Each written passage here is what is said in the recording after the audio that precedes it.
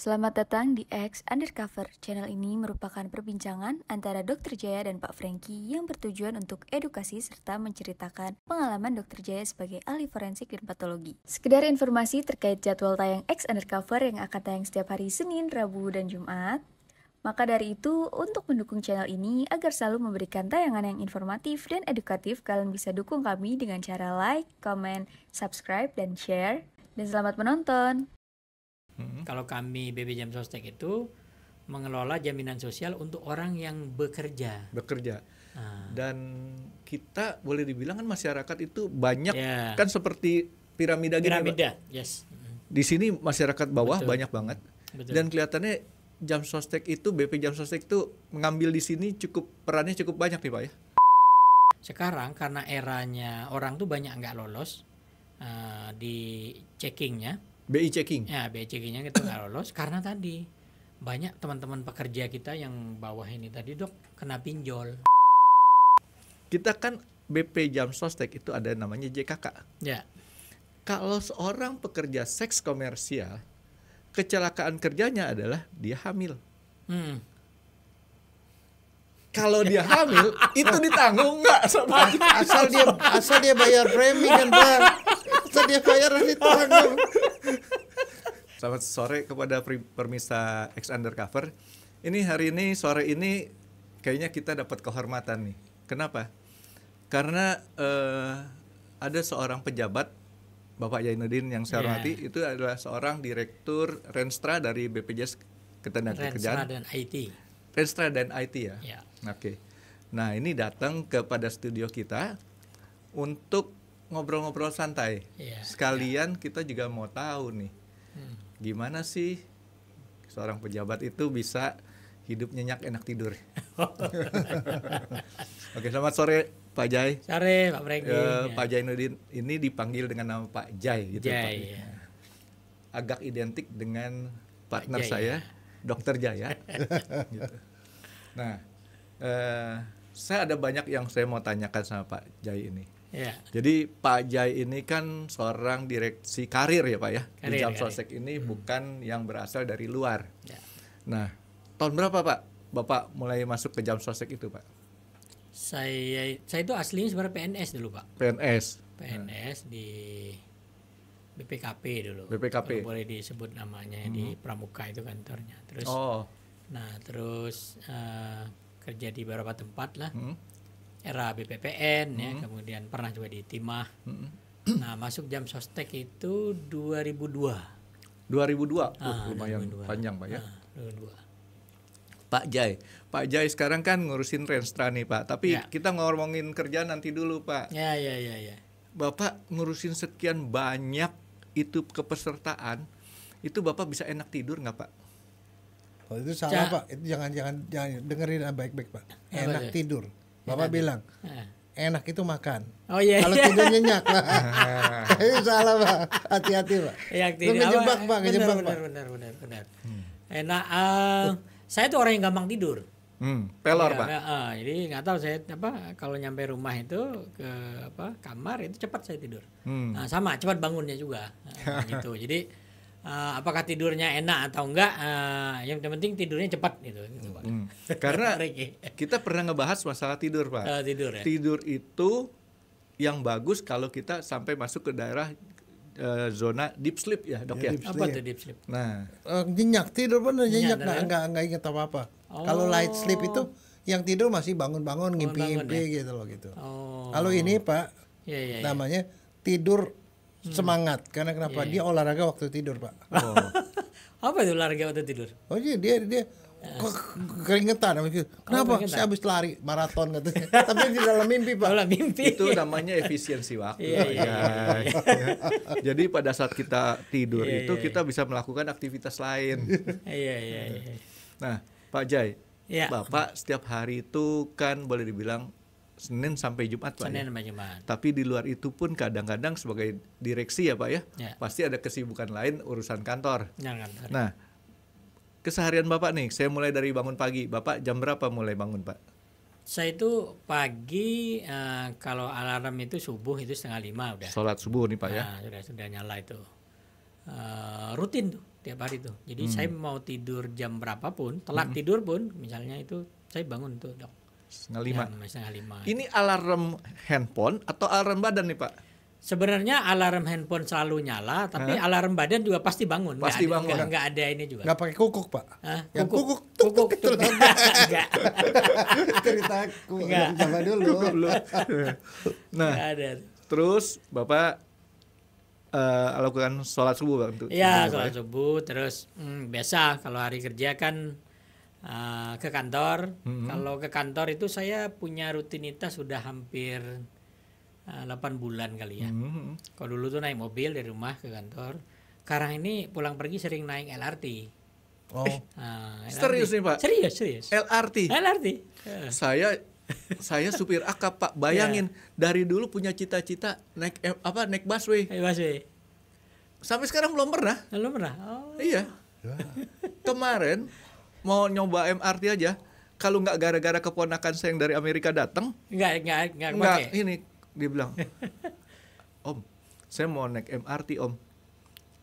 Aduh, gimana caranya? Akhirnya bisa lah naik dari Plaza Senayan, bukan Plaza Senayan, Ratu Plaza, sampai ke Bundaran HI itu kan terakhir.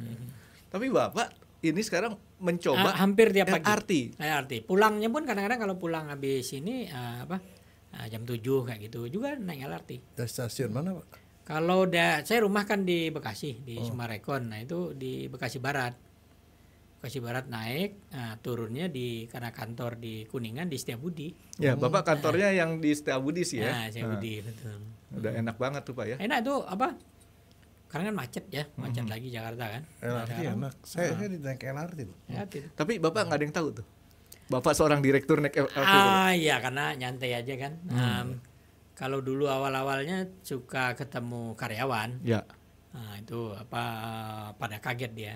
Jadi kalau ada telepon kadang-kadang kalau kayak kemarin tuh telepon tiba-tiba mau conference itu kan, saya bilang saya lagi LRT nanti aja kalau saya udah nyampe kantor. Tapi LRT nyaman ya Pak ya? LRT itu nyaman meskipun berdiri Pak. Nah sekarang Pak, kalau kita cowok kan nggak enak kan, banyak. Cewek. Dari rumah ke tempat LRT Bapak naik apa tuh Pak? Naik ojek. Naik ojek. Naik Grab. Jadi otomatis Bapak aktivitas badan Bapak sudah dimulai sejak dari rumah. Enggak, kalau dulu kan Bapak bilang naik mobil. Ya. Mobil itu kan betul. Aktivitasnya enggak ya Pak ya? Iya. Kalau naik ojek ini kan boleh dibilang kan kita standby apa segala macam karena kita kan nggak bisa rely sama ojek drivernya ini. Betul. Gitu. Tapi tadi Bapak sebutin Bapak berdiri dari Bekasi sampai ke Kuningan. Berdiri itu. Berapa lama tuh Pak? Itu 45 menit lah. 45 menit dan kan kita sebenarnya kadang-kadang duduk dapat, cuma kan pasti ada perempuan ya kan. Ya, pasti yang mereka lebih membutuhkan lah Pak ya. Masih butuh kita nyender lah. Nah.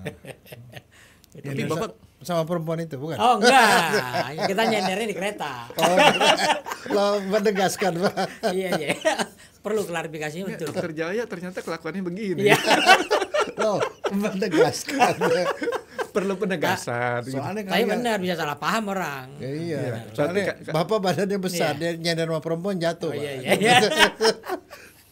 Jadi, nah sekarang nih berapa 45 menit Bapak bilang. Terus abis itu turun jalan kaki ke gedung Bapak ya. Jalan kaki ya deket lah mungkin 150 meter. Nama gedungnya Pak saya lupa. Gedung Plaza BP Jam Sostek. Plaza BP Jam Sostek. Nah di situ Bapak mau mulai dah tugas rutinitas Bapak. Gitu kan, terima tamu, terima pegawai segala macam. Yang bikin Bapak pusing itu apa sih Pak? Ada nggak sih? Pusing itu apa? Saya orangnya santai sih. Nah ini enaknya kayak gini Dok. Orang nyantai. Saya tuh punya ini Dok, rutinitas pagi jam 9 itu sampai jam 9 saya nyelesain kerjaan di kantor. Habis itu saya harus keluar. Oke. Nah harus keluar nanti kira-kira jam 3 jam 4 saya balik kantor lagi. Nyelesain lagi kerjaan, habis itu pulang udah. Jadi saya sebenarnya hampir semua waktu saya sering di luar. Tapi itu dulu waktu jadi direktur kepesertaan Pak. Dirkep. Dirkep. Kalau itu kan memang harus di luar dulu Pak, orang operasional. Nah sekarang direktur perencanaan strategis dan IT. Nah yang bikin pusing itu tuh. Sekarang lo kemarin keluar terus, sekarang harus banyak di kantornya gitu. Jadi waktu Bapak kemarin traktir saya makan siang di tempat Bapak, waktu itu masih dirkap ya Pak? Ya, masih dirkap. Nah, jadi saya selalu rutinitas gitu tuh. Saya tuh ini dok, harus kalau tangga hanya berapa lantai itu juga saya harus naik turun aja. Tidak pakai eskalator maupun lift ya? Saya tuh harus gerak 6.000 langkah per hari. Oke. Kadang tapi kayak itu aja. Kadang-kadang dapat, kadang enggak. Tapi yang jelas di sini yang saya salut adalah seorang direktur BPJS Ketenagakerjaan itu menggunakan LRT. Saya aja Pak supir akap belum pernah naik LRT. Gitu. Nah, jadi dok, itu 6.000 langkah menurut dokter itu cukup nggak sih dok? Cukup. Itu cukup, ya? Yang orang itu antara 5 sampai 10.000 Pak. Oh, 5 sampai 10.000. 6.000 sih oke lah ya.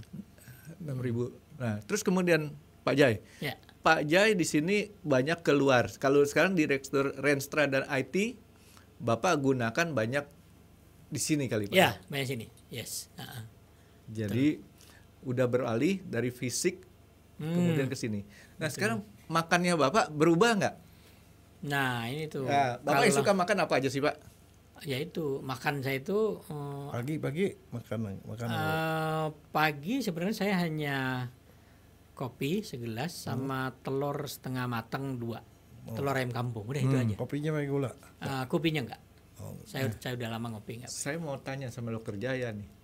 Ada orang yang menasehati jangan makan telur setengah matang. Oh gitu ya? Itu benar nggak dok? Katanya telur setengah matang itu banyak apanya lah gitu. Enggak lah, nggak apa-apa masalah. Saya itu ngikut ini, telur setengah matang itu ngikut bapak saya. Bapak saya sekarang umurnya 92. 92? Nah itu direbusnya berapa menit Pak? Direbusnya setengah matang aja. Enggak, berapa menit kira-kira? Ya karena yang rebus yang lain saya nggak tahu Pak. Nah, itu dia. Ini cara ngetesnya gitu Pak. Nggak usah nanya rebus sendiri apa. Kalau dia rebus sendiri tahu. Kalau matang itu sekitar 15 menit Pak Jaya. Kalau matang sekitar 15 menit? Ini sekitar 7-8 menitan lah. Karena tapi kan yang kalau yang saya dulu waktu kecil ya begitu setengah ini dipecahin atasnya kan ini masih ada cairnya kan, kasih garam dikit, kasih sendok, pakai merica gitu, betul. Ya tambah merica di sendok gitu kan. Iya. Tapi Pak Jai nggak makan roti untuk itu? Enggak. Ya karena gini, saya pernah disalahin sama Dokter Jaya. Kenapa tuh? Ya kan waktu saya masih kecil dulu Pak, kalau kita ke sekolah itu kan makan roti dikasih margarin, dikasih gula pasir, tutup. Ternyata kata dokternya itu nggak bagus. Oh bagus, gula ditambah gula Pak. Gula tambah gula ya? Iya. Nah itu jadi makanya saya pertegas lagi sama Pak Jai. Pakai nggak gitu? Nggak, tapi ini sehat. Karena kenapa? Kopi, pertama kopinya tuh benar Pak. Kopi itu bagus buat kerja karena dia memicu jantung biar awake. Terus cuman kopi segelas itu kira-kira kafein 50 mg cukup untuk energi. Cukup, ya? Tapi jangan pakai gula. Iya, saya nggak pakai gula kalau kopi. Dan ini protein 2 itu 2 ayam, telur ayam cukup. Telur bebek atau telur ayam cukup 2 buat sampai siang lah sampai jam 10. Telur ayam kampung Pak ya? Ayam kampung. Yang tinggalnya di kota. Ya, tinggalnya di kota. Dan jangan lupa jangan pakai kulitnya Frankie. Kulitnya dimakan. Iya. Walaupun itu kalsiumnya banyak Frankie. Jadi kulit telur kalsiumnya banyak. Oh banyak Pak. Oh, tapi gimana makannya? Ya makanya saya kasih tahu Pak jangan dimakan. Tapi yang Dokter Jaya itu omongin kan benar Pak Jai. Karena kulit telur itu kan dihancurin itu buat makan ternak. Oh. Ya kan? Buat pakan ternak itu untuk supaya ada kalsiumnya gratis di situ. Dan satu lagi sebenarnya bagus buat pohon Frankie. Kalau kita piara pohon-pohon itu pohon-pohon hias, itu dihalusin, dihancurin Pak. Tapi dihalusin Frankie. Coba lihat tuh gitu. Iya kesian soalnya kalau kita makan kulitnya, tanaman sama ternak nggak makan. Nggak makan. Kesian, bagi-bagi lah. Pakai jadi makan itu loh. Maksud saya gitu Pak. Nah, Pak Jaya ini kan asli dari Babel. Saya Bangka ya. Bangkanya nih Pak ya. Ya. Nah, terus kemudian saya ingat di traktir makan siang kita. Wah, makanan Melayu ya saat itu ya. Makanan Melayu kayak apa Pak? Makanan Bangka waktu itu Pak Prengki itu kalau makanan Bangka itu kan banyak inilah ikan. Ya, itulah. Nah Pak Jai yang paling Bapak suka emang seperti itu atau mungkin ada itu kebetulan aja? Sebenarnya saya kalau makan ya tadi kelemahan saya semuanya saya makan. Kecuali ya Pak ya, yang tidak diperbolehkan sama agama. Tidak diperbolehkan sama agama. Jadi saya gampang makan. Jadi dan saya kalau milih tempat makan itu saya nggak milih tempat, saya milih rasa. Jadi kalau di Jakarta ini kalau saya sebut tempat makan saya unik gitu, pasti kaki lima, yang penting rasanya. Rasa cocok, ya, tempat masa bodoh. Betul. Ini benar-benar orang lapangan nih Pak. Iya. Tapi kelemahan saya itu Pak karena makan mungkin semuanya masuk, ya tadi ya, makanya saya harus imbangi dengan banyak gerak. Pak Jai masih ingat kan bagaimana dia punya zaman dulu kalau untuk pedoman makan sehat 4 sehat 5 sempurna ya. Kurang Pak. Apa tuh? Dokternya udah pernah saya kasih tahu 4 sehat 5 sempurna 6 enak 7 banyak 8 murah. Harus itu ya kan, komplit itu. Jadi benar-benar itu kita puas. Karena kalau cuman makan enak atau 4 sehat 5 sempurna tapi cuman kita sedikit doang begini Pak, ya kasihan Pak, cacing kita di perut Pak. Dok, kalau orang Pak Jai ini di atas 50 tahun lah Pak ya. Iya. Seharusnya sudah mulai ada pantangan nggak sih Dok terhadap orang-orang yang di atas 50 tahun? Sebenarnya yang mesti dikurangin terutama gula. Kurangin gula. Ya itu yang dikurangin. Ya yang makan yang berlemak-lemak kurangin dikit. Itu aja sebenarnya. Yang lain sih nggak masalah. Protein harus dibanyakin Pak. Protein ya. Nah protein itu bisa diambil dari mana aja Dok? Ya, tahu, tempe, telur, daging. Iya daging, ikan, ayam. Itu protein tuh ya. Iya. Tapi kalau orang Sumatera kan gitu tuh makannya, emang banyak berlemak itu Dok. Iya, makanya. Ya, tapi ada satu Pak, kalau makan berlemak nggak apa-apa, ajak teman Pak. Oh iya. Iya benar. Supaya lemaknya dibagi-bagi Pak. Dibagi-bagi. Nah, sekarang itu kan rutinitas pekerjaan dari Pak Jai. Kerjaan, pulang rumah. Tetap komunikasi dengan keluarga aman Pak ya? Oh iya aman, karena itu. Tapi makan belum selesai Franky. Makan belum. Makan pagi, makan siangnya. Makan siang kan? Enggak, makan siang tadi itu. Makan di kantor. Saya sih sebenarnya gitu. Saya suka bilang kadang-kadang kerjaan saya itu makan pagi, makan siang, ngopi sore, makan malam saya bilang. Ngopi sore. Nah ngopi sore. Kalau orang Inggris tuh kan afternoon tea. Ya kan? Ngeteh sore-sore. Nah itu sarana saya ketemu orang. Karena saya ngerasa mungkin karena orang Melayu, orang Sumatera ngobrol itu kita akan lepas kalau lagi makan Pak. Nah itu sebenarnya kenapa Pak Franky ke tempat saya ajak makan tuh Pak, karena lebih enak, lebih pas. Tehnya pakai teman nggak Pak? Tehnya pakai teman nggak? Tehnya pakai teman. Nah ini saya harus hati jawabnya itu arahnya kemana. Ini memang Dok belajar sama siapa sih Dok? Tadi kayaknya ada jebakan yang jebakannya ini hati. Jadi gimana yang nggak boleh gimana Dok? Loh nggak apa-apa. Nggak, artinya tadi pakai temennya, maksud dokter tuh temen yang nemenin kita ngeteh ataukah temennya si tehnya? Itu pertanyaan bersayap.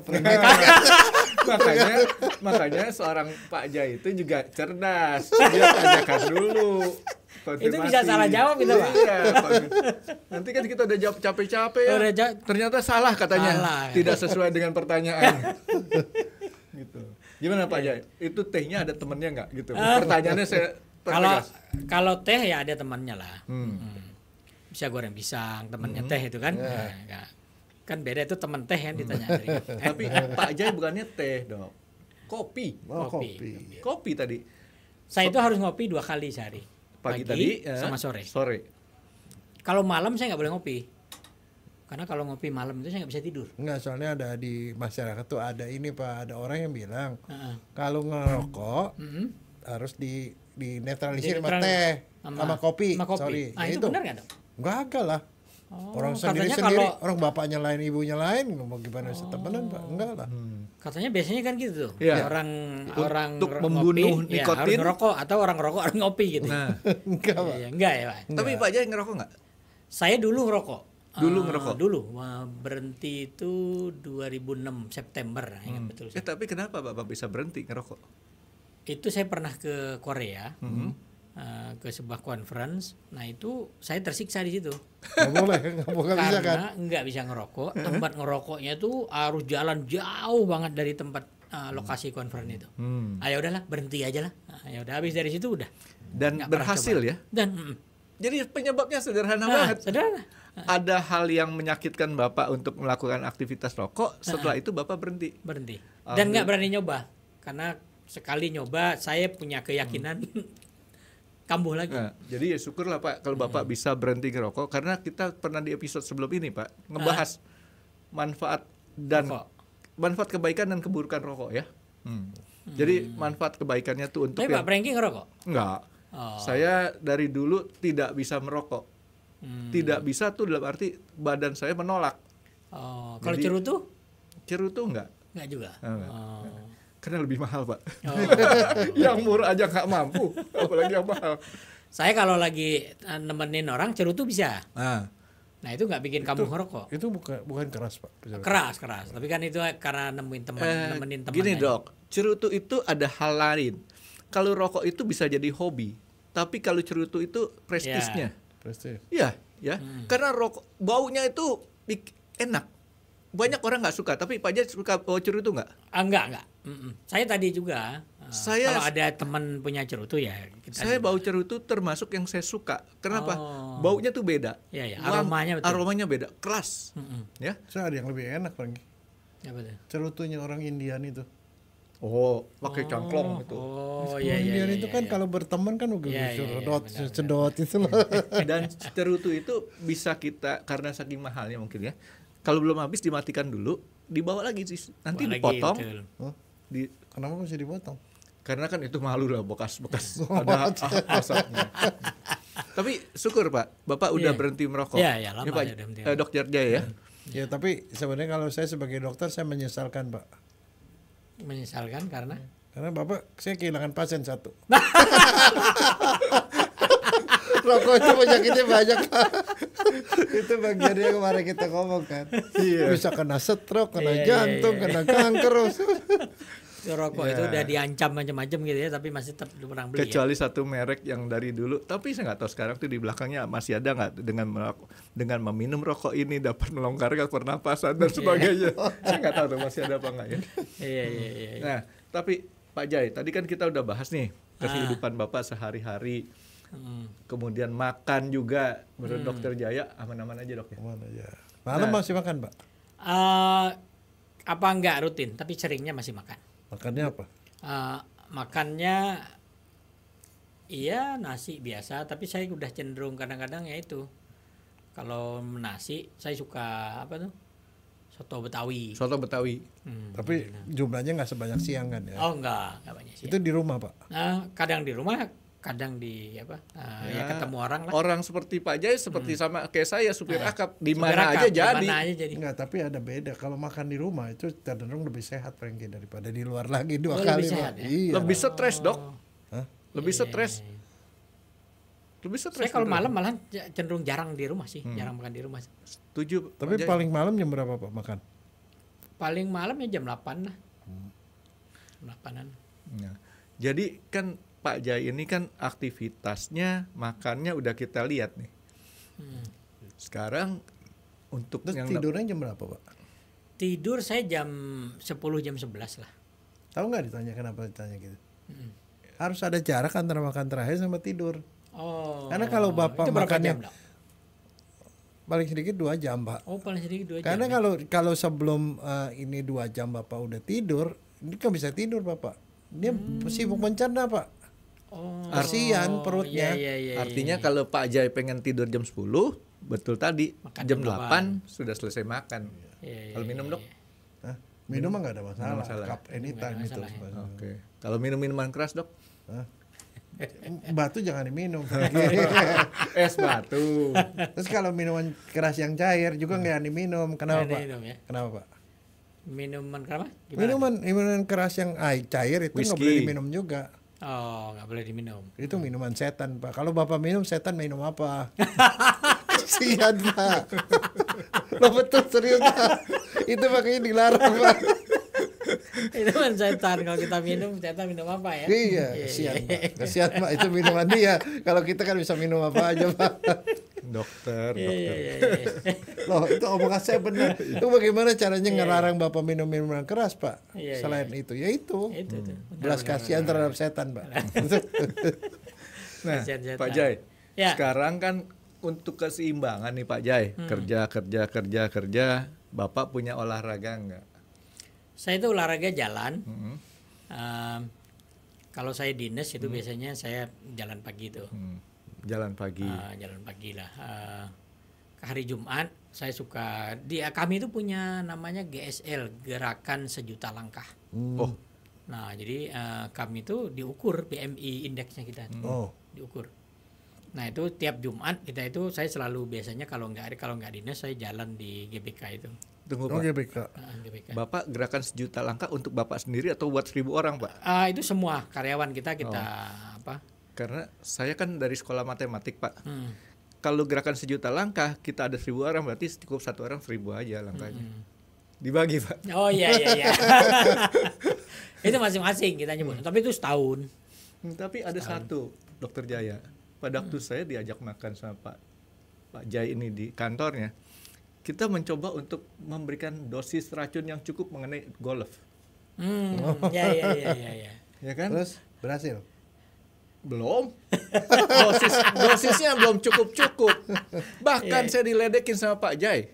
Pak Jai tahu kan Bapak punya tempo hari, kenapa Bapak istilahnya belum ada golf? Saya ingat tuh Pak, Bapak punya argumentasi sama saya sekarang. Golf apaan? Kalah pintar sama gua katanya. Golf itu bolanya diem, dipukul. Bapak main bulu tangkis katanya, bola lagi terbang dipukul. Ingat kan Pak, Bapak ngomong gitu kan Pak? Iya. Nah yang saya mau ingetin, Bapak bulu tangkisnya masih jalan nggak? Masih jalan, cuma ini lagi off. Karena ini saya ada apa tuh di sini tuh? Itu tuh kemarin ini udah ada 3 bulan kali. Enggak, kemarin di MRI ternyata ada apa namanya tuh? Tumbuh tulang. Bukan, apa yang orang saraf olahraga itu? Oh. Aku jangan lupa itu kayak apa uratnya ini dikit. Sobek. Itu. Apa tendonnya? Gitu di sini. Nah, ini lagi terapi, harus 6 kali terapi, udah 4, tinggal sisain 2. Habis itu harus main lagi. Berarti dosis golf boleh kita tambah. Jadi saya olahraganya bulu tangkis. Tadi yang diceritain itu saya pernah ditantang golf ceritanya dong. Itu kan? Ada acara di Bali. Ayo kita golf katanya. Ya ayo, siapa takut. Saya nggak, jujur aja nggak pernah golf, nggak pernah megang stick dan sebagainya gitu. Nah goda-godain lah, biasa kan golf saya tahu. Kadang-kadang sewornya itu lebih ini kan. Betul. Nah Pak Jai emang bisa. Saya bilang ini ada teman saya namanya apa. Saya bilang ini golf bolanya diem kan di bawah kan. Nah, iya katanya, lo kenapa? Bulu tangkis bolanya terbang aja bisa gue pukul, gue bilang gitu. Jadi ternyata dengan omongan kayak gitu saya diem Pak. Dok, saya diem dok. Jadi saya bayangin, benar juga ya, gue gimana mau argumentasi sama Pak Jai. Dia lebih sakti, bola lagi terbang aja dipukul. Tapi itu benar dok. Akhirnya apa? Hole 1 kan, nah, pertama ya udah, itu saya langsung par. Langsung par itu, jadi ya kan? Nggak pernah main tuh. Par, kan? Tapi hole lainnya hancur. Nggak apa-apa Pak Jai. Yang namanya golf itu tergantung visi. Tapi kita dengan cukup 1 kali par aja untuk menunjukkan bahwa kita sudah golf. Iya. Karena kita kadang-kadang kita bilang, wah hari ini belum golf, kenapa? Belum ketemu par, belum dapat par gitu kan. Ini 1 aja udah masuk. Gitu. Itu nggak sengaja itu.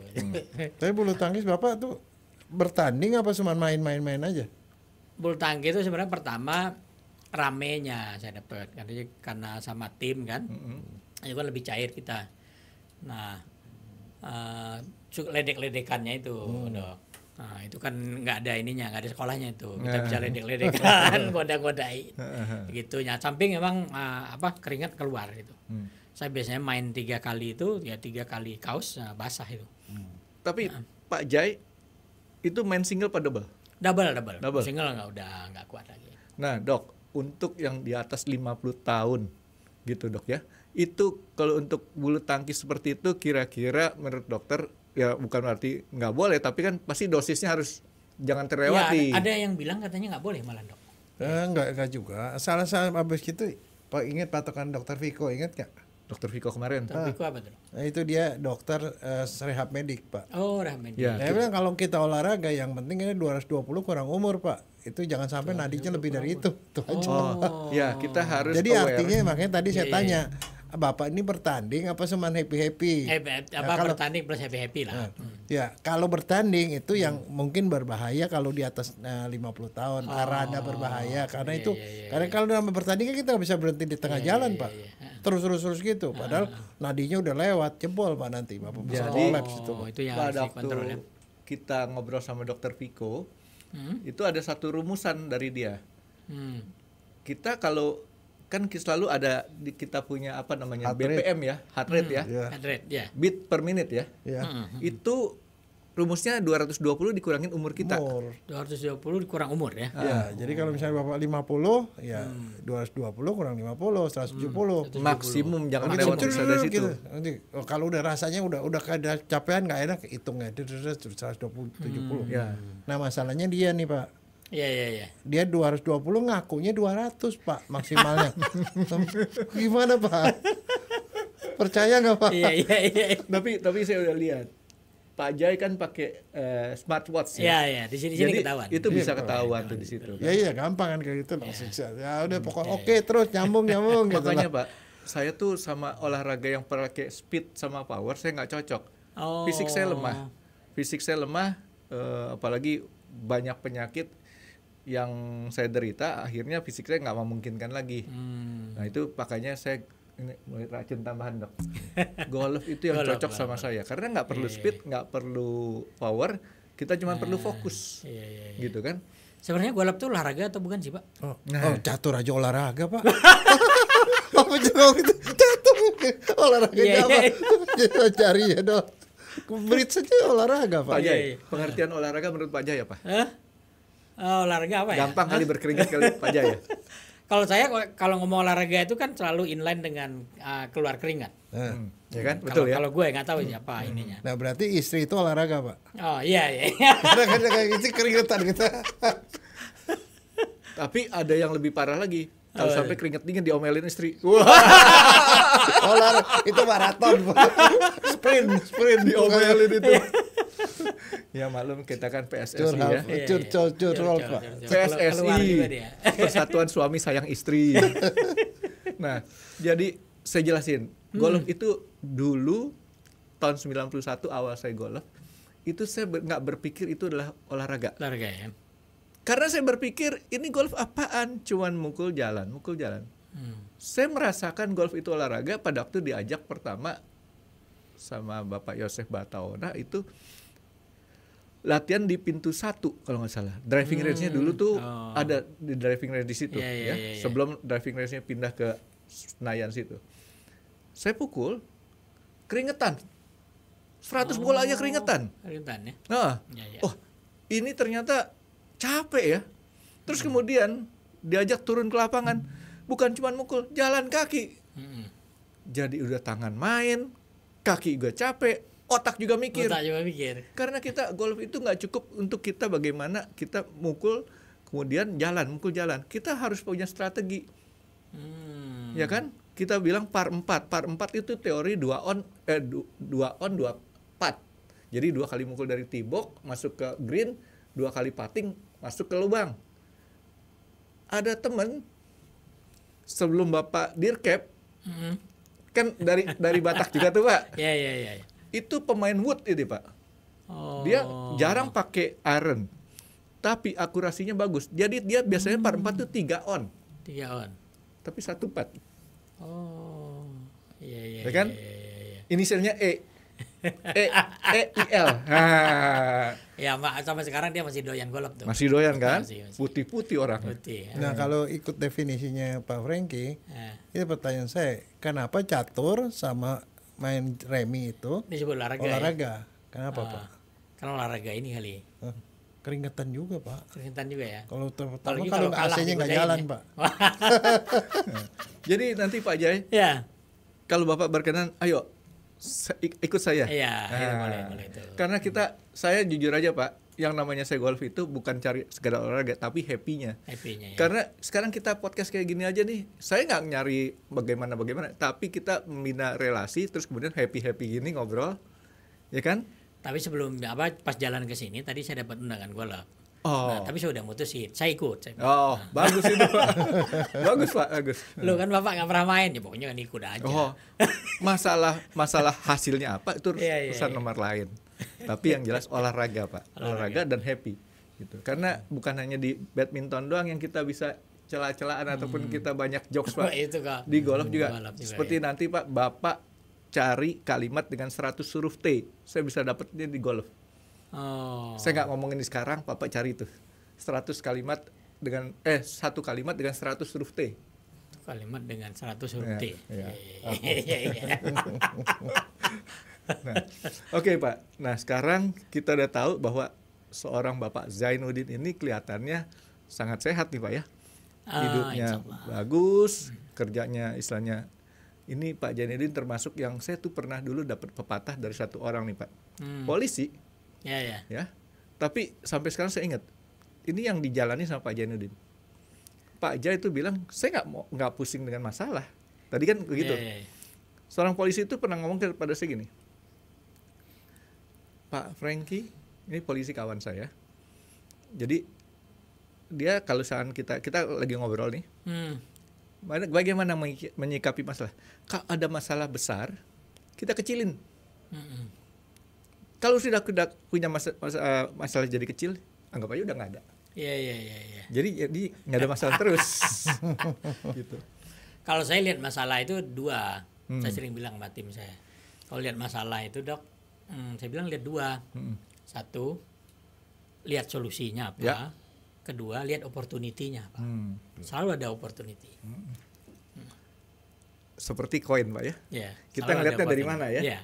Kita ngeliatnya dari sini apa? Kita ngeliat dari sini apa? Kayaknya ini dapat ilmu baru nih dari Pak Jai. Betul itu benar. Itu secara nggak langsung kita pun sebenarnya seringkali mengalami hal seperti itu, tapi kita nggak sadar Pak Jai. Yeah. Nah Pak Jai, nah ini kan baru sih nih sekarang nih. Pribadinya kita udah tanya, tapi kerjaannya kita belum tahu. Ini Pak Jai, BPJS kan sekarang tuh ada dua. Ada dua ya. Pak Jai yang di BPJS Ketenagakerjaan. Ngomong-ngomong, BPJS Ketenagakerjaan itu kan boleh dibilang sering orang keliru dengan saudara kandung lain bapak lain ibu. Saudara kandung ya. Ya, saudara kandung lain bapak lain ibu yang namanya BPJS Kesehatan. Ya.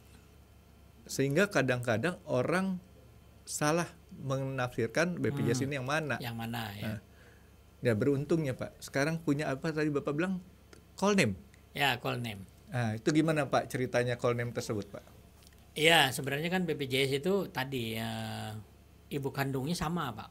Undang-undangnya sama. Undang-undangnya lahir di undang-undangnya sama. Di situ disebut memang ada dua BPJS, Kesehatan sama Ketenagakerjaan. Nah, karena namanya sama gitu kan, cenderung tadi yang Pak Franky cerita, orang suka salah dan sebagainya. Akhirnya kita cari call name deh. Nah, setelah waktu kita nentuin call name itu, dulu kan kami itu BPJS Ketenagakerjaan itu kan dulu PT Jam Sostek sebenarnya. Ya, PT Jam Sostek. PT Jam Sostek. BPJS Kesehatan itu dulu namanya PT Askes. Nah, BPJS Ketenagakerjaan itu sebenarnya kan kalau kita juga BPJS Ketenagakerjaan itu Jaminan Sosial Ketenagakerjaan kan, Badan Penyelenggara Jaminan Sosial Ketenagakerjaan. Sebenarnya itu bisa disingkat juga dengan BP Jam Sostek. Oke. Nah, jadi lama-lama malahan kita ngomongnya Jam Sostek aja karena itu brand itu di eranya jadi top brand itu. Iya, Dok. Kalau orang nyebut Jam Sostek orang tahu itu. Saya memang lebih familiar dengan nama Jam Sostek. Jam Sostek tuh saya kenal dulu ada nama PT Jam Sostek Persero. Ya, betul. Jadi PT Jam Sostek saja. Ya. Sekarang jadi namanya BPJS Ketenagakerjaan. Jadi ofisialnya sebenarnya BPJS Ketenagakerjaan. Jadi kita menggali ingatan lagi ya, nih, Pak. Benar. Menjadi BP Jam Sostek BP karena Jam itu Sostek. suatu call name yang lebih gampang sih. Ya. Dan istilahnya orang-orang lebih senang dengan nama tersebut, call name-nya. Ini udah disosialisasikan ke semuanya belum, Pak? Sudah. Jadi kalau lihat logo kami pasti di bawah logo BPJS Ketenagakerjaan itu ada panggil kami BP Jam Sostek. Pak, kantor pusatnya masih di Gatot Subroto? Kantor pusat tuh ada dua. Ada di dua. Gatot Subroto sama di Kuningan. Jadi yang kantor Bapak yang di Kuningan nih, Pak ya? Yang di Kuningan kadang-kadang juga di Gatot Subroto. Enaknya begitu. Kadang-kadang. Karena tim beberapa kan di sana. Oke. Nah, Pak, BPJS Ketenagakerjaan, saya ngomongnya BP Jam Sostek ada, Pak ya? Monggo. Karena saya lebih hafal dengan namanya Jam Sostek. Ya, BP Jam Sostek ini nih, Pak, boleh dibilang menurut Bapak itu kira-kira perlunya di mana sih, Pak? Sebenarnya kalau negara itu mau maju, negara itu mau sejahtera, pasti mau, Pak. Nah itu jaminan sosialnya harus kuat. Sebenarnya itu prinsip dasarnya, makanya kita itu jaminan sosial itu diatur di konstitusi negara kan kita itu. Nah itu ide dasarnya. Jadi kita itu punya Indonesia itu bagus tuh, Dok. Punya jaminan sosial itu mulai dari lahir sampai kita meninggal loh. Nah, utuh ya. Saya suka nyebutnya perlindungan yang paripurna sebenarnya. Nah, bedanya tadi kalau kesehatan itu kan BPJS Kesehatan itu dia mengelola kesehatan untuk seluruh penduduk. Kalau kami BP Jam Sostek itu mengelola jaminan sosial untuk orang yang bekerja. Dan kita boleh dibilang kan masyarakat itu banyak kan seperti piramida gitu, Pak. Yes. Di sini masyarakat bawah banyak banget. Betul. Dan kelihatannya Jam Sostek itu, BP Jam Sostek itu mengambil di sini perannya cukup banyak nih, Pak ya. Lapisan bawah ini ya. Iya, karena kan kalau lihat profil pekerja Indonesia, Dok. Pekerja Indonesia itu paling banyak formal atau informal? Informal kan? Informal. Nah, selama ini era Jam Sostek, Pak Franky, itu kita tuh banyak ngurus formal. Informal ini belum disentuh. Nah, kalau kita cerita informal, itu isinya siapa sih? Gitu. Ya. Informal Indonesia itu isinya tadi orang yang Saya suka nyebutnya 3 grup aja.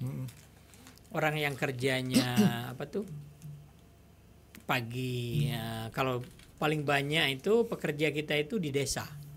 Paling banyak itu di desa, bukan di kota loh, Pak. Di desa ya. Jadi era Jam Sostek dulu banyak ngurus kayak Pak Franky yang di kota. Nah ini yang kemarin kita ubah, jadi fokusnya kita ke informal. Nah informal ini di mana? Nah itu yang coba kita sasar. Artinya sekarang ini Bapak lebih mau turun lagi ke bawah lagi. Iya. Tapi ini ada satu yang menarik buat saya.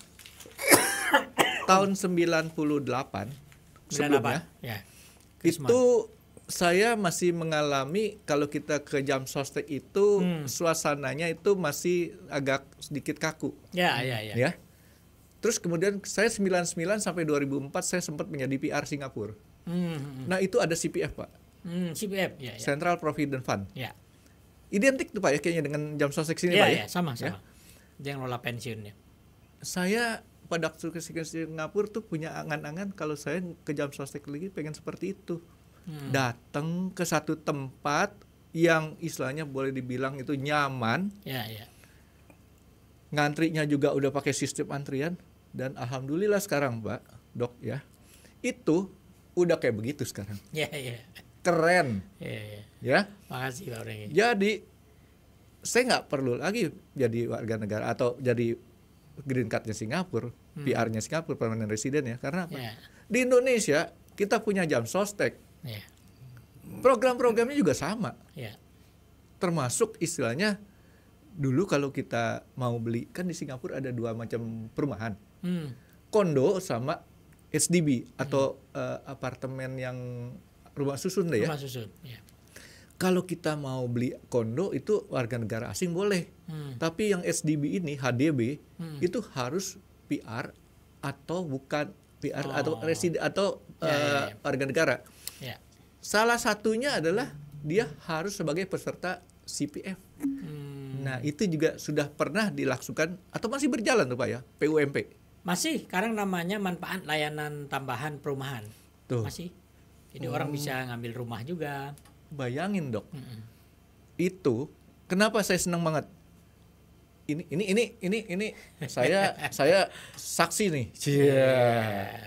Karena saya ngelihatnya gini, masyarakat kita yang problemnya adalah bukan cicil. Ya, iya. Ya Pak Problemnya Jaya, uang muka. tapi uang muka. Iya. Betul. Itu udah dikerjain sama Jam Sostek. Itu programnya Pak Jaya sekarang. Masih. Cuma Pak Prengki tahu nggak bedanya dulu sama sekarang? Nah, itu yang saya belum tahu, Pak. Bedanya ternyata kalau dulu kan lebih mudah ya. Orang itu kan itu syaratnya dia harus lolos di bank. Nah, lolos di bank. Dulu kan orang lebih gampang udah. Sekarang karena eranya orang tuh banyak nggak lolos di checkingnya. BI checking. Ya, BI checkingnya itu nggak lolos karena tadi banyak teman-teman pekerja kita yang bawah ini tadi Dok kena pinjol. Oh ini barusan. Oh itu pinjol kacau ya. Iya, karena pinjol yang boleh dibilang nggak legal kali ya. Jadi atau legal nggak legal? Ya sama karena aja? mereka tuh kan tadi rata-rata punya masalah dengan pinjol misalnya atau leasing. Paling banyak tuh orang kena ke leasing motor salah satunya. Jadi tingkat serapannya itu berbeda dulu sama sekarang. Karena dunia berubah kan, bisnis berubah. Jadi sarannya Pak Jaya gimana tuh untuk supaya kita ini masyarakat bawah masih bisa menikmati manfaat apa tadi Pak Jaya? Manfaat apa? Manfaat perumahan. Manfaat perumahan. Dulu PUMP ya, PAM ya. Iya. PUMP itu Dok singkatan pinjaman uang muka perumahan. Nah, ini saya jadi AR-nya Jam Sostek. Kayaknya dia lebih Jam Sostek daripada gue, Pak. Gitu. Nah, jadi manfaat perumahan ini sekarang ini masih terkendala dengan predikat yang kurang baik ya dari sebenarnya gini, checking lainnya. Kita tuh kan punya program banyak ya, ada 5 itu. Nah, selain 5 program yang pokok ini, kami meluncurkan juga manfaat tambahan. Nah, perumahan ini manfaat tambahan kalau dia ikut jaminan hari tua.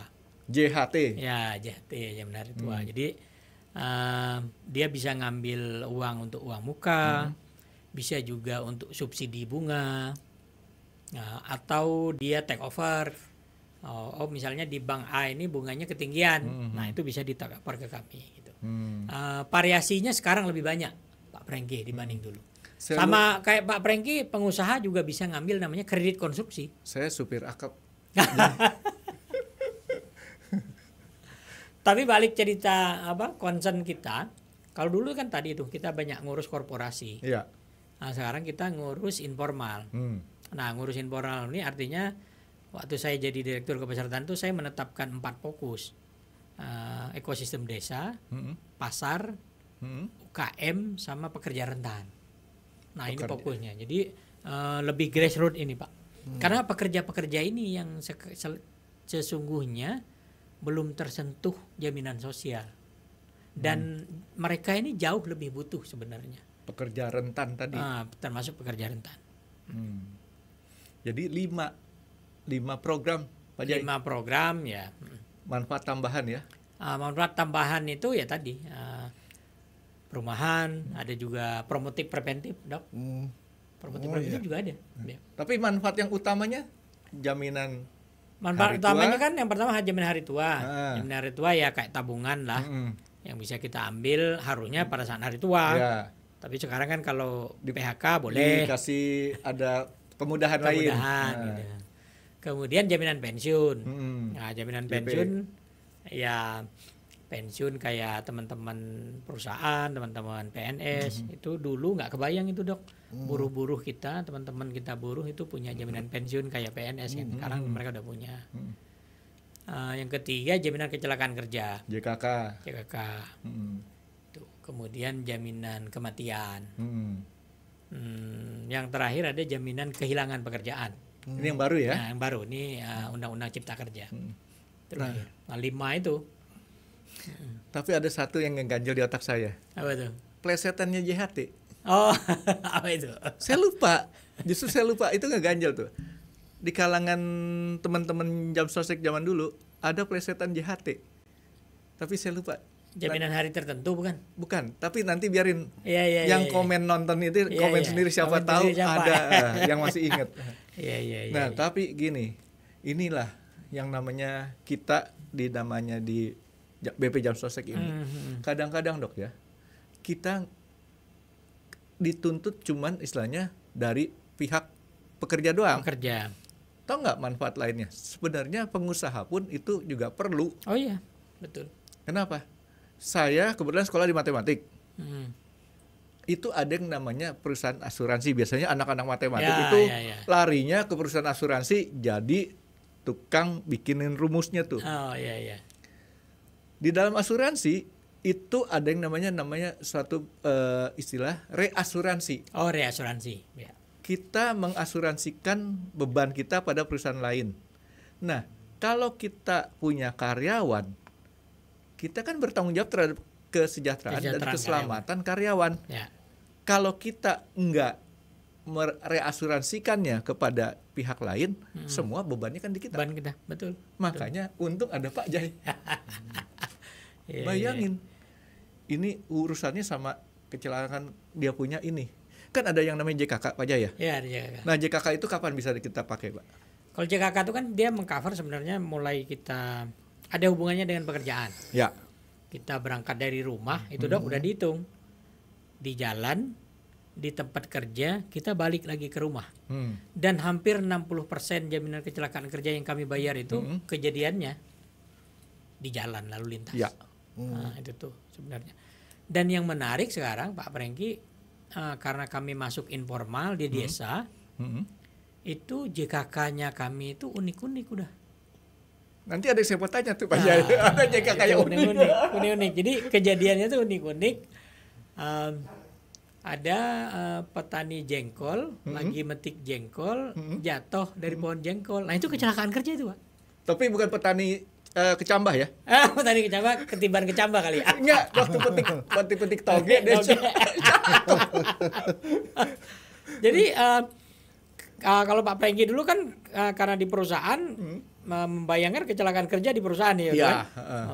Kalau kita lagi ini mungkin ketiban apa itu yang kan? Tadi itu bisa ya? Bisa. Ada juga ya? Saya ke Kalimantan ternyata di petani sawit kita dililit ular piton. Nah, meninggal. Itu kecelakaan kerja tuh, Dok. Nah, ini saya mau kasih satu testimoni nih. Ya. Ini benar-benar kejadian. Ya untungnya perusahaan tempat kita ada itu tertib. Satu kali ada anak baru masuk 1 hari, pulangnya naik bis kecelakaan kerja. Bayangin itu kalau kita nggak tertib jam sosteknya. Itu nggak direasuransi tuh. Harus perusahaan itu tanggung jawab terhadap keselamatan anak itu, bayar. Tapi karena kita sudah ada jam sosteknya, wah selamatlah perusahaan dari yang namanya bukannya kita mau tanggung jawab, tapi kita sudah ada yang bertanggung jawab, yaitu BP Jam Sosteknya tadi. Ya kan makanya sebenarnya perusahaan tuh nggak boleh istilahnya. Karena kalau nggak diikutkan kan perusahaan Pak Frengki harus membayarkan dan memberi fasilitas dengan nilai yang sama. Rumah sakit segala macam. Ada verifikatornya Pak ya? Ada. Ada satu orang pegawai. Dia pergi ke kantor, pulang hujan-hujanan. Besoknya kecelakaan meninggal. Akhirnya pada waktu cek nggak bisa diklaim juga JKK-nya. Kenapa? Akhirnya ketahuan dia punya bini muda. Pulangnya ke rumah bini muda. Nah yang kayak gitu nggak bisa. Betul kan Pak? Padahal sama bini muda juga kerja juga. Itu sebenarnya sudah dianggap rumah. Oh rumah. Iya karena contoh nih Pak Jai, kalau nanti saya salah koreksi ya. Tapi itu salah tuh. Dia nggak boleh JKK-nya bukan karena ada bini mudanya, bukan tuh Pak? Bukan ya. Oh iya. Nanti dikoreksi itu. Nanti bisa salah orang. Kalau punya bini muda nggak boleh dapat JKK. Enggak, Bukan. Dia Nggak ada syarat itu, Pak. Dia pulangnya ke sana dulu karena mampir ke tempat itu dianggap sudah rumah. Ya. Sama kayak kita kalau perjalanan dinas keluar kota, kita kalau mau sampai dijamin sama BPJS Jamsosteknya, jangan pulang ke hotel dulu. Begitu pulang hotel, selesai udah.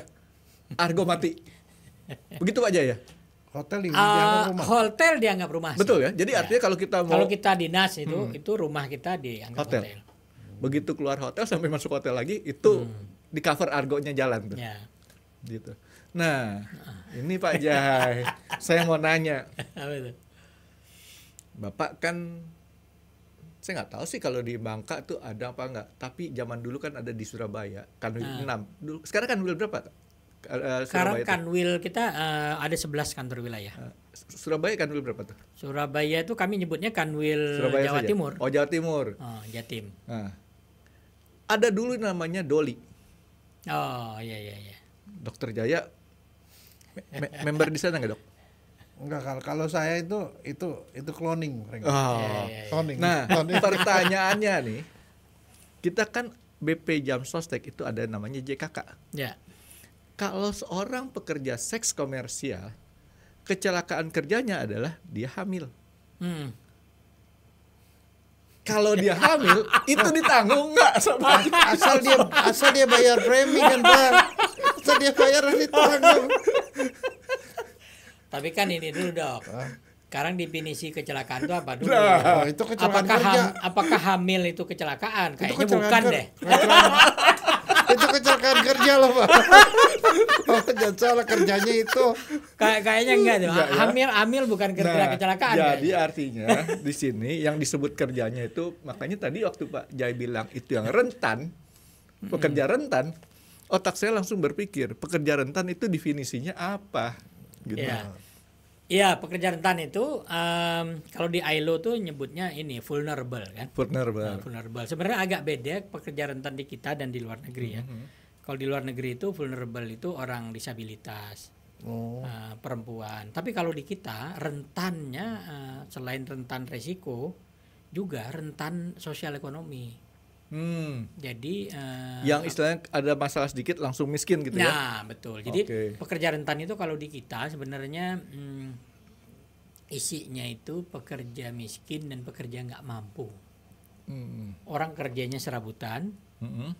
Nah, kalau miskin itu untuk makan sehari-hari aja nggak cukup.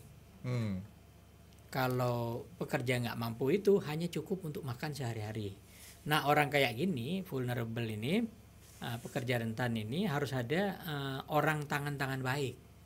Tangan baik itu bisa pemerintah, bisa perusahaan, bisa orang kayak Pak Franky. Nah, yang harus bayar iurannya. Ini pengertiannya orang kaya tuh harus diganti orang seperti. Gitu kan. Karena kalau kaya itu artinya kaya ekonomi. Ini di bahasa Indonesia tuh kaya tuh seperti gitu ya, seperti Dokter Jaya gitu ya. Dulu nggak kebayang Pak pekerja rentan itu bisa ikut Jamsostek. Jadi artinya di sini kita memberikan bantuan pada orang-orang yang pekerja rentan tadi ya. Setuju tuh. Karena apa? Harus ada yang jadi orang baik. Ya, tangan baik. Kalau enggak bisa, istilahnya mereka itu gimana mau mengiur ya? Buat mereka punya kebutuhan fisik aja ada susah. Sekarang banyak Pemda-Pemda mulai peduli menyisihkan itu. Perusahaan dari CSR-nya mulai peduli. Kayak kita ini, kayak Pak Franky. Misalnya kita suka lihat di komplek kita mungkin ada pemulung, pengurus masjid, penjaga pihara kayak gitu. Lah, yang kalau untuk yang tadi pekerja rentan tadi, dia membayar apa tuh? Ya tadi harus ada penanggungnya. Penanggungnya ini membayar sebesar berapa? Mulai dari 16.800 per bulan sampai kalau mau tambah lagi tabungannya. Artinya kenapa saya singgung-singgung angkanya? Siapa tahu ada yang nonton. Terus kemudian mau menjadi bapak angkat. Gitu kan Pak Jaya? Sebenarnya paling gampang kami sekarang punya program sertakan. Jadi sertakan ini sejahterakan pekerja sekitar kita, sekitar Anda. Contohnya Dokter Jaya pasti punya sopir. Dokter Jaya pasti punya asisten rumah tangga. Dokter Jaya supirnya saya, Pak. Sama Dokter Jaya mungkin tadi punya taman luas, pasti bukan punya tukang taman, atau kebun, punya kebun luas, pasti punya tukang kebun. Nah itu bisa. Saya itu pernah pembantu saya itu pernah kecelakaan kesiram air panas, itu kecelakaan kerja, Pak. Kecelakaan kerja kesiram air panas. Iya, kesiram air panas. Dan kebetulan sudah ikut. Nah itu ada cerita unik tuh Dokter Jaya. Saya ke rumah sakit di Bekasi, saya nggak ngaku orang BPJS Ketenagakerjaan. Nah habis itu pelayannya itu, CS-nya itu nanya, Pak, memang ini bisa katanya. Dia nanya, lu kan peserta. Nah dia baru ngeh bahwa asisten rumah tangga kita bisa didaftarin juga. Nah itu termasuk yang pekerja rentan tadi, Pak. Terus jadi dia kecelakaan kerja ya, untuk yang tadi. Ya. Seperti JHT dia nggak dapat ya? Kalau kita mau bayarkan tambahkan iuran JHT-nya, boleh. Lebih ya? Boleh. Tapi kayaknya itu aja udah cukup sih, karena istilahnya kayak tadi kan repot. Seorang yang istilahnya ngurusin untuk kebutuhan fisik minimumnya aja udah susah, tapi kalau dia ada resiko jatuh segala macam, siapa yang tanggung jawab? Saya pernah satu lagi di kompleks saya dulu, ada masjid, nah ada marbot masjid.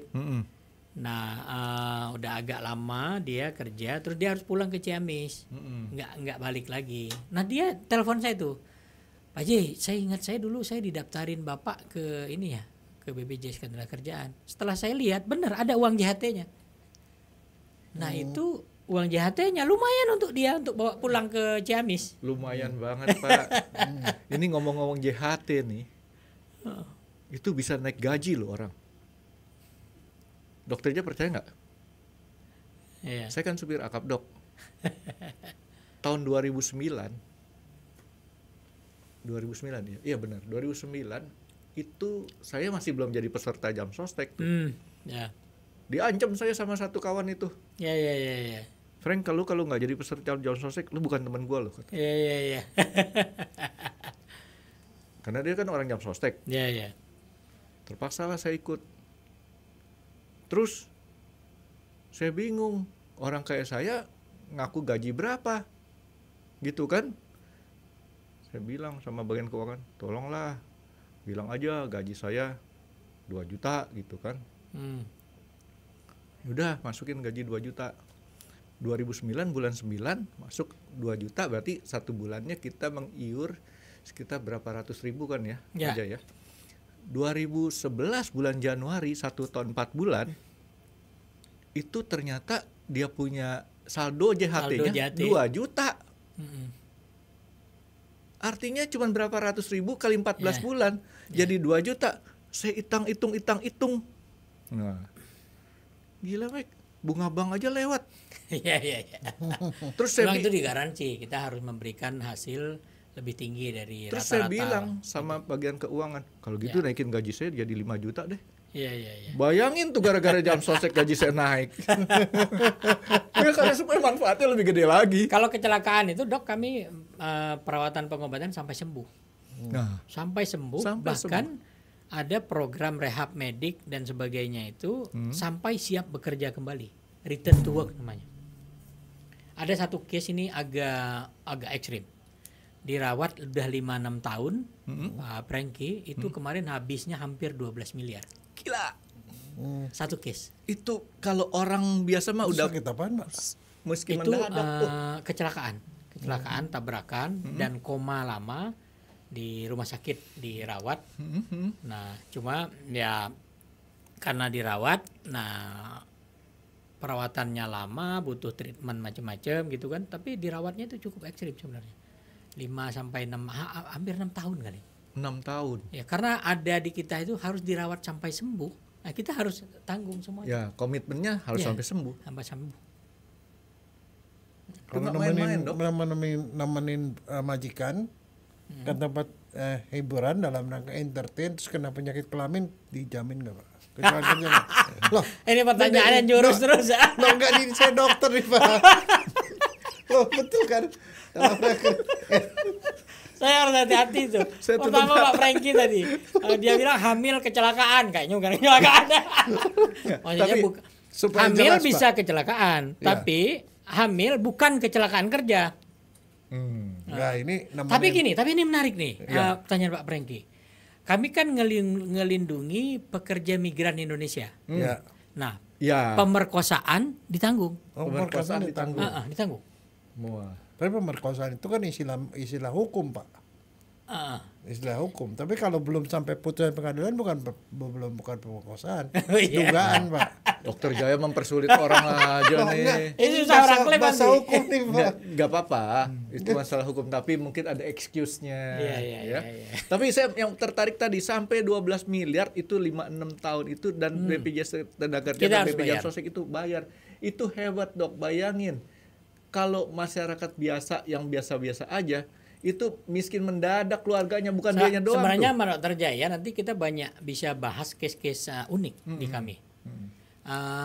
Contohnya lagi ada namanya penyakit akibat kerja. Itu juga kami tanggung, Dok. Penyakit kerja itu gampangnya gini. Kita kerja misalnya di ruangan yang bising.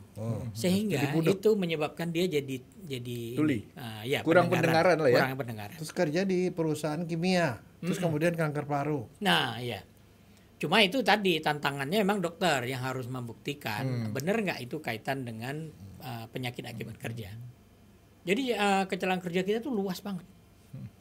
Dan ini belum orang tahu nih, Pak Jai. Saya sendiri Sebenarnya baru kita tahu bisa itu. eksplor, kebetulan Dokter Jaya dokter itu. Ya. Banyak Nanti case-case. makanya nanti ya. besok-besok kita ngobrol lagi nih Pak Jai. Iya. Tapi ada satu nih Pak Jai yang Iya. saya mau kasih tahu sama Pak Jai. Ada satu manfaat daripada BP Jam Sostek yang orang pada nggak mau. Apa? Ada.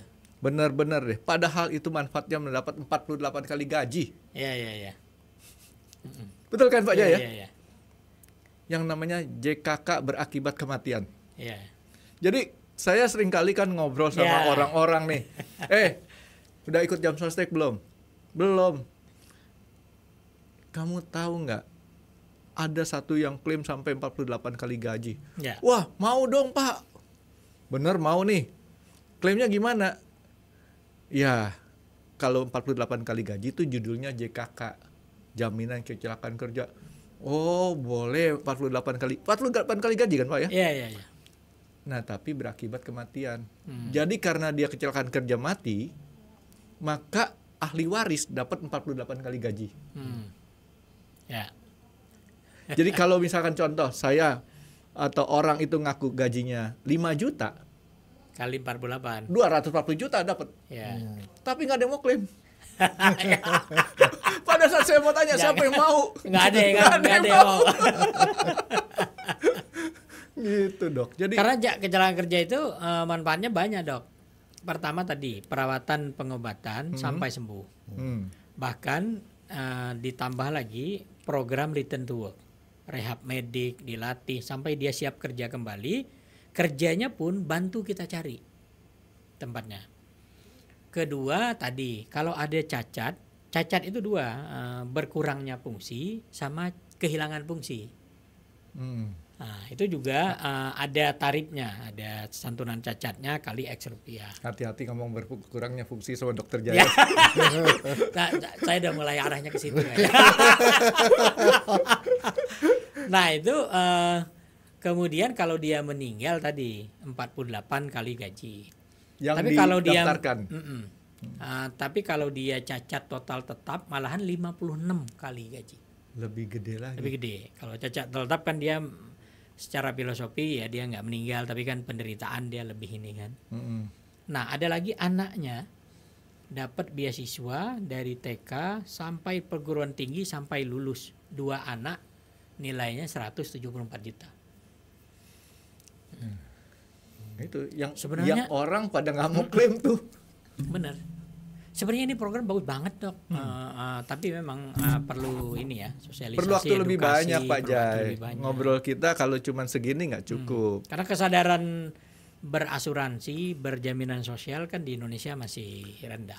Iya, sebenarnya Indonesia nggak salah-salah banget dalam arti masih rendah berasuransi. Karena kan dalam tanda kutip masih banyak perusahaan asuransi yang melakukan one prestasi. Ya. Tapi jangan disamaratakan, ini pemerintah punya. Ya, ini negara kan. Negara punya. Ya. Negara nggak bakal bangkrut. Ya. Bisa bangkrut. Enggak bakal Indonesia. Indonesia enggak, negara lain bisa bangkrut. Oh iya, kalau saya pokoknya buat saya merah putih nomor 1 dok. Nah, ya kan, yang penting besok lawan apa? Lawan Filipina. Filipina harus menang. Nah, harus Kenapa menang. jadi bola dok? Jadi bola, iya. Nggak, tapi kalau saya tetap yakin negara kita nih pasti bagus. Dan satu lagi, kita harus ngebenahin mindset orang. Jangan sampai orang tuh berpikir bahwa ini adalah sekedar asuransi. Tapi ini adalah BP, Badan Penyelenggara Jaminan Sosial tadi. Betul. Intinya kan gitu. Di mana masyarakat itu yang kayak tadi. Itu saya seneng banget tuh ada BP untuk yang tenaga kerja rentan tadi tuh. Jadi mungkin nanti suatu ketika Pak Jai kita ngomong lebih detail, tapi Pak Jai didampingi sama stafnya. Boleh, siap. Kita ngobrol lagi supaya bisa lebih jelas gitu. Sebenarnya kalau kecelakaan kerja kan banyak juga kaitan sama dokter. Banyak banget kerjanya nih. Ya kan? Kecelakaan kerja. Oke, Pak Jai. Ya. Ini kita sengaja kita stop dulu supaya bikin orang penasaran dulu. Banyak yang mau dibahas. Karena kita punya gini. Pak Jai punya piaraan kan? Ini harus berjelas dulu, Dok. Saya punya piaraan. Saya biasanya gini, piaraan. Saya punya piaraan burung. Burung Nuri Irian 2. Saya punya piaraan yang ya boleh bilang saya jarang pertontonkan, jarang kasih lihat ke orang. Saya sih sanggup bertahan tidak makan nggak apa-apa. Tapi piaraan saya harus saya kasih makan. Cacing di perut saya. Ya kan? Nggak apa-apa saya nggak makan, yang penting cacing di perut saya harus makan. Betul. Gitu. Jadi kita kasih makan cacing kita dulu. Oke, siap. Pak Jaya, nanti kita atur waktu lagi. Boleh. Dengan senang hati. Dokter Jaya juga ya. Terima kasih sudah menonton X Undercover. Jangan lupa like, comment, dan subscribe. Dan ditunggu ya video-video kami selanjutnya. Nah, buat kalian, jika ada pertanyaan untuk Dokter Jaya, boleh banget komen di bawah. See you guys.